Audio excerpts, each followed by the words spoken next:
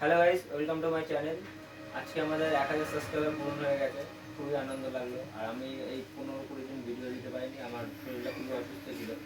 যারা তোমরা আমাকে ফোন করো তারা জানো যে অনবরত যারা আমাকে ফোন করো তারা জানো যে আমার শরীরটা খুবই খারাপ ছিল, যে কারণে আমি ভিডিও দিতে পারিনি। তা তোমাদের অসংখ্য ধন্যবাদ 1000 সাবস্ক্রাইবার পূরণ করার জন্য।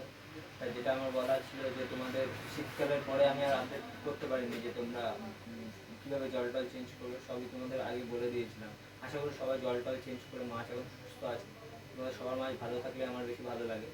তার যারা এখনও জলটা চেঞ্জ করোনি অবশ্যই জলটা চেঞ্জ করো, আর দেরি করো না। আর হিটার টিটার যারা এখনও বন্ধ করোনি অবশ্যই করে নাও, কারণ আমি জানি সবাই হিটার বন্ধ করে দিয়েছো।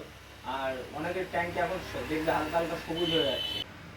তা এখন অনেকের ট্যাঙ্কে হালকা হালকা সবুজ হয়ে যাচ্ছে, সেটা কেন হয় সেটা দেখো, আমার এই ট্যাঙ্কটাতেও হয়েছে। দেখো তোমরা,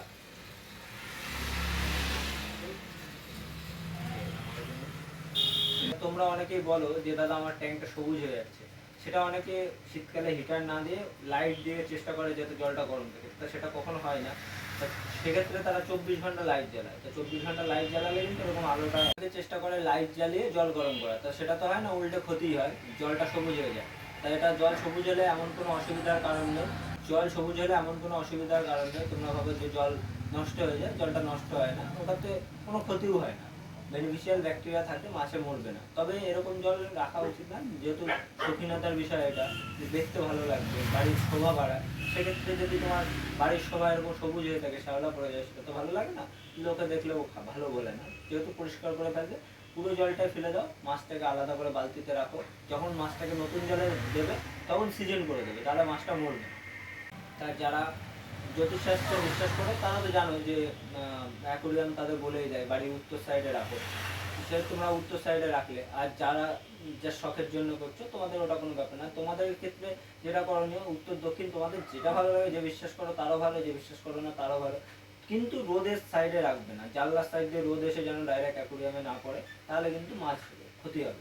মাছের টেম্পারেচার হুটহাট করে বাড়িয়ে দেবে। সামনে ভীষণ গরম পড়ছে, গত 30 বছরে যা গরম পড়েনি এই বছরে সেটা পড়বে, যে দেখলাম আবহাওয়া দপ্তর থেকে বলেছে। তাহলে তোমাদের প্রিপারেশনটা ঠিক সেইভাবেই নিতে হবে, যেন ডাইরেক্ট সানলাইট এসে কোনোভাবেই অ্যাকুরিয়ামে না পড়ে। এখন থেকে প্রিপারেশন নাও, তাহলে গরমে মাছ ভালো থাকবে। এমনটা না গরম এসে গেছে তখন তুমি প্রিপারেশন নিচ্ছ। শীতের ক্ষেত্রেও যা, গরমের ক্ষেত্রেও সেম একই। গরমের প্রিপারেশন আগে নেবে, আর আমার আগের গরমের ভিডিওগুলো দেখে নেবে যে মাছের জল অতিরিক্ত গরম হয়ে গেলে কী করতে হয়। যে চিলার মেশিন তো কেনা সম্ভব না, সেক্ষেত্রে যেটা করার নেই, ভিডিও আমি দিয়ে দেবো তোমাদের, তোমরা দেখে নিও। আমার আগের ভিডিও দিয়ে দিয়েছিলাম গরমে যে কী করে মাছ রাখতে হয়, সেগুলো একটু ফলো করবে, তাহলে তোমাদের মাছের কোনো ক্ষতি হবে না। তো আজকের ভিডিওটা এই অবধি আমি শেষ করলাম। ভালো লাগলে চ্যানেলটি অবশ্যই সাবস্ক্রাইব করো।